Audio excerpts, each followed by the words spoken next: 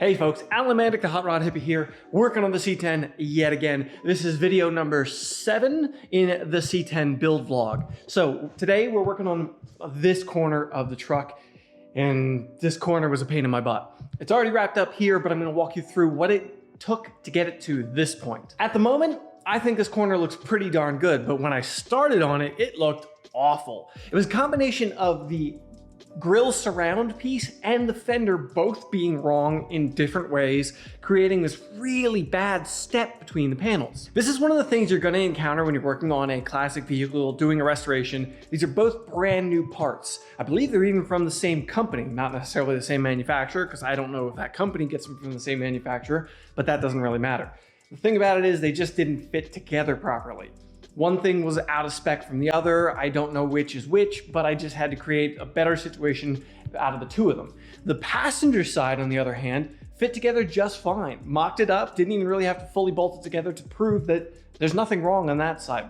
So at the most, that's going to require just some adjustment of things to get it where it needs to be. The driver's side was way farther out than just adjustment. As I showed in one of the previous videos where I showed you how I made that custom fitted panel fit better, which was an original part that didn't fit particularly well, this corner, I have to cut apart the inner structure from the outer structure to get things to move. This area here needs to be addressed because this corner is just low, as I was showing before. I need to figure out how to get this corner up. I reached inside and felt this inner structure behind this piece. This panel is down against the inner structure here, but there's space against the inner structure here. That means that if I cut these spot welds free, I should be able to rotate this whole piece upward and actually get this thing to line up a little bit better with the fender. So I need to start doing that by cutting these spot welds along here. I've also put the jack underneath this corner because this corner, compared to the passenger side corner, was down about 3/16 of an inch, which was dragging this whole side down a little bit. So I'm just putting a little bit of light upward pressure to try and kind of stress it back up into the shape that I want it to be in as I'm working here. Now, I've talked about that before, cutting inner structure away from outer structure, but I haven't actually shown you myself doing it. So I'm going to show you a little bit of the process here. It's really pretty simple. The first thing I do is I use the stripping disc on the die grinder to strip off the E-coat, the black primer that's on these parts, right along the flange that I know I'm going to need to cut the spot welds of. I do this because I know later I'm going to need it clean when I weld it anyway, but also this highlights the spot welds. I can kind of see the spot welds through the primer, but when I use the stripping disc and just lightly go over the area, it strips off the material above the spot welds, but not the spot welds themselves, highlighting exactly where they are very, very plainly. Now that I know where the spot welds are, I'm going to mark them so I can quickly and easily identify them and mark the ones that I want to cut. I'm only cutting the ones up on that part, not on the lower section of this panel, because I want the majority of the panel to stay where it is. I just want that corner to raise up. Then I simply come in with a center punch and I center punch each of those, trying to focus on getting into the middle of that spot weld. The closer to that I can get, the better. Once all the spot welds I need to cut are marked and center punch, I come through with an 1/8 inch drill bit and I pilot hole the center of them. I am not looking to drill through the material because then that's just a hole that I might want to fill up later, and that creates more work for myself. I'm only looking to drill through the outer layer, not both layers of this panel. This is definitely an experience thing where once you do a lot of these, you'll kind of get a feel for where that point is. And sometimes you get it right, sometimes you get it wrong. Now, normally I would use an actual bit intended for cutting spot welds. I have a couple of them in my toolbox back home. Unfortunately, I did not bring one of those with me here. It was an oversight on my part. So I'm going to use regular drill bits. I'm going to step up from the 1/8 inch to 3/16, and then from 3/16 to 1/4 inch. And that should get me enough of the spot weld on these panels gone so that I can work with. If you have some larger spot welds, you might have to go even larger than the 1/4 inch to 5/16 or even up to 3/8, but generally these aftermarket panels have pretty small but decent spot welds on them, sometimes really not very decent ones. That's why I mentioned in a previous video how sometimes I will add spot welds to panels like this to strengthen them up. Before I cut the spot welds on this inner structure from the outer structure, I scribed a line around the opening of the panel so that I knew when I cut the spot welds free how much I was moving things. If I tried to angle something or pry up on something and it really wasn't moving, it would be pretty clear to me if I couldn't see the line, or If it sprung closed a little bit, it would again be apparent because the line would disappear. Once I'm happy with how I've drilled those spot welds, I come through with a spot weld chisel. This is a chisel purposely intended for cutting spot welds. It has a sharp, thin edge to it so it can get in between the panels and then slice through the spot weld. So even if you miss a little bit of the spot weld, it will cut through them. You do have to be careful because if you don't get enough of the spot weld, it can actually just tear the metal out. I find that the tool is exceptionally helpful. It's made by a company called Steck Manufacturing. I'll drop a link to these tools that I'm mentioning in the description down below for you.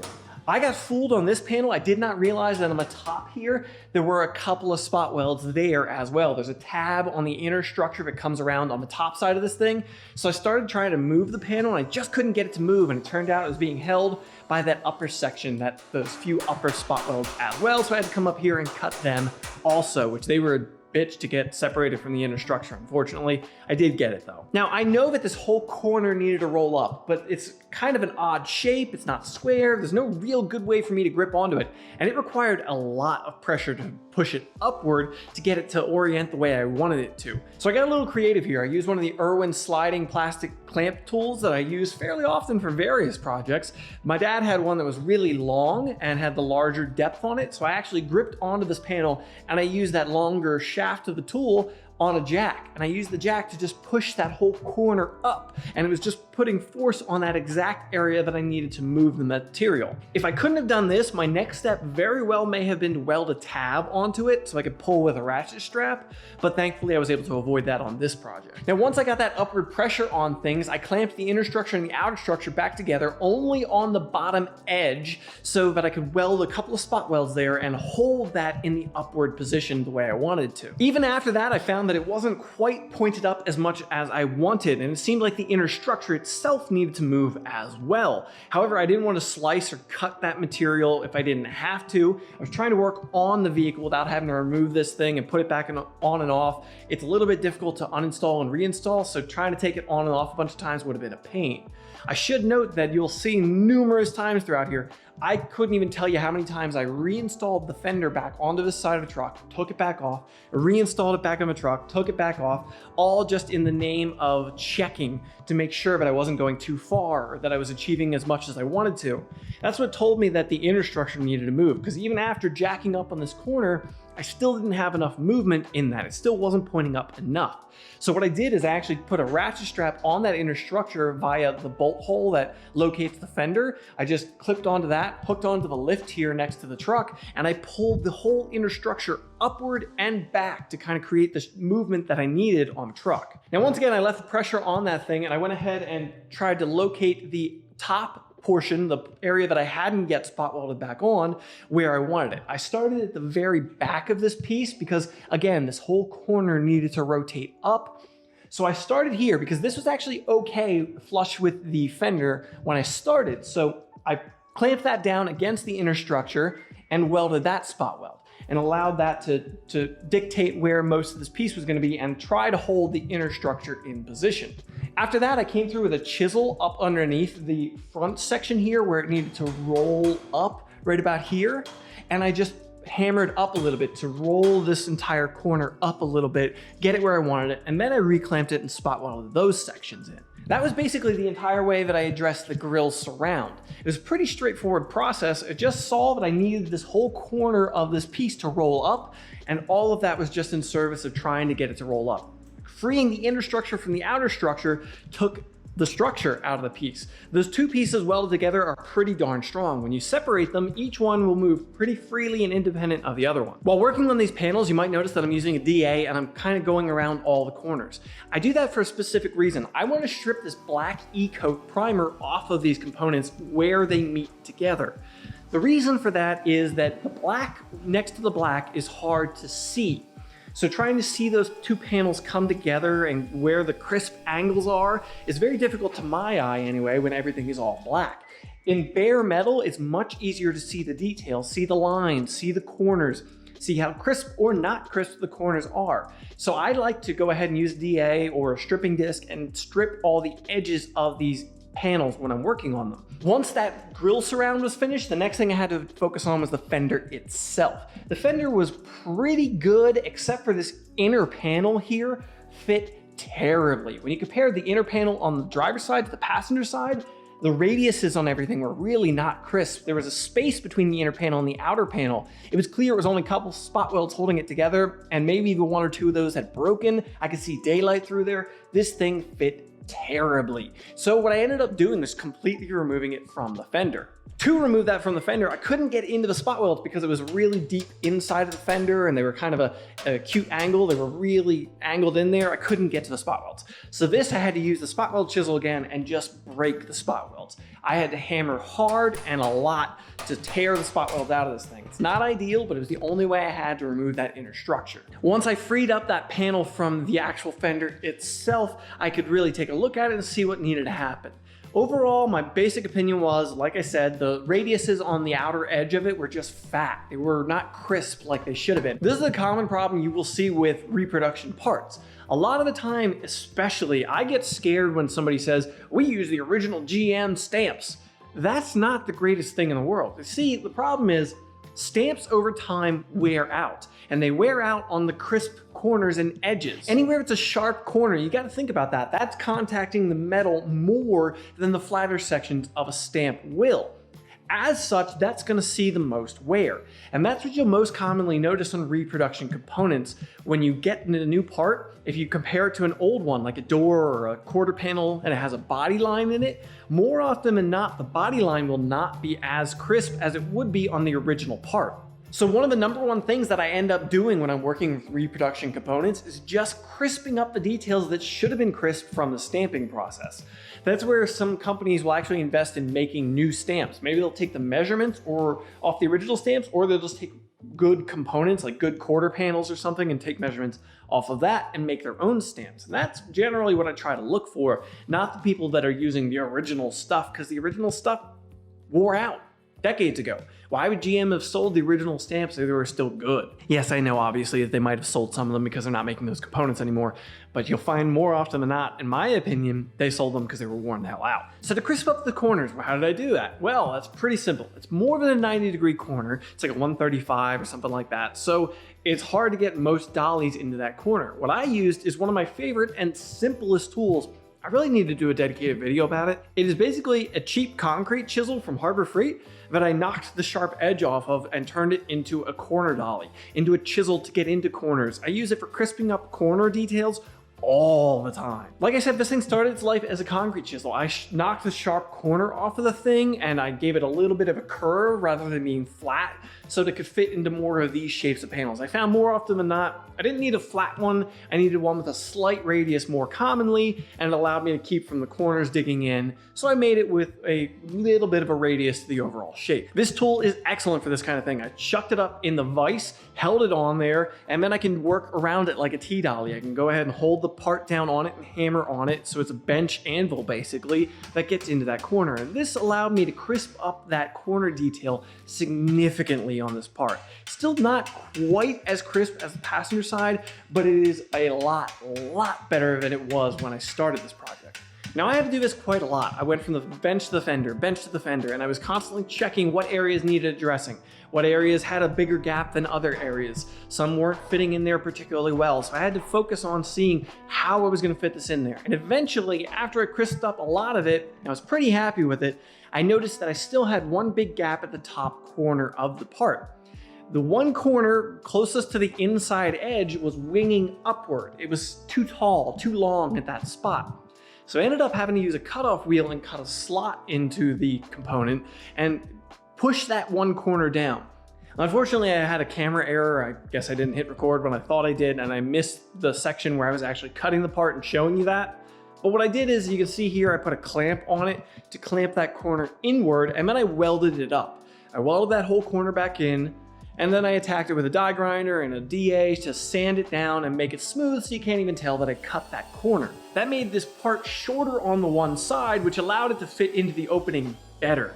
The part just seemed to be too large. It was probably a product of the fact that the stamping was a little bit too weak and that didn't have the correct radiuses on it. The whole part was just a little bit bigger than it should have been. It was a really pretty simple process. I just clamped it in position, and again, I clamped it, checked it, and I only clamped and welded one little section, and I checked the other parts of it. and then I continued onward. I worked in slow stages, starting in areas to see what would happen. If I clamped here, would the part move the way I wanted it to or not? And I kind of had to keep moving the clamps around before I was really happy with the way the part fit, but I eventually did get it there. Now, as I said, when I cut this part out, it was difficult to get to the spot weld. So how was I possibly going to go ahead and weld it back in there? Well, unfortunately, I couldn't. So what I did was I used the TIG welder and I got into this corner with 0.35 filler rod and I melted in there pretty good. So I was getting deep into this little recessed groove and I filled it up. I did that at various points around this panel. That holds this outer piece exactly where I want it, so it can't spread on the spot welds and move and get back to a bad shape. So that actually worked for me in that regard. Since spot welding inside of here would have been next to impossible for me to get in there, and it was poorly spot welded from the factory telling me that it was difficult for them to do, then I just went ahead and clamped all of this and I welded on the edge of the material. Since I welded on the face on the other side on the edge, I feel okay about that. I don't love it. I would prefer spot welds in here, but it's just one of those times where there's not much I can do about it. It's a situation that I am being presented with. Once I was happy with that, I got it all clamped together. I got all of those welds in there. I spot welded the flange back to the inner structure of this fender. Then I had to finish off those welds. Now you might say, well, you have welds in there now. How are you going to finish that off? Personally, the way that I did this is I used my Dynagrade belt sander, the Dynafile, and I used the very edge of it. And I just kind of dug in this corner with that thing. I blend out the weld itself, and I use the belt sander to dig in the middle of the weld more than I would in other situations.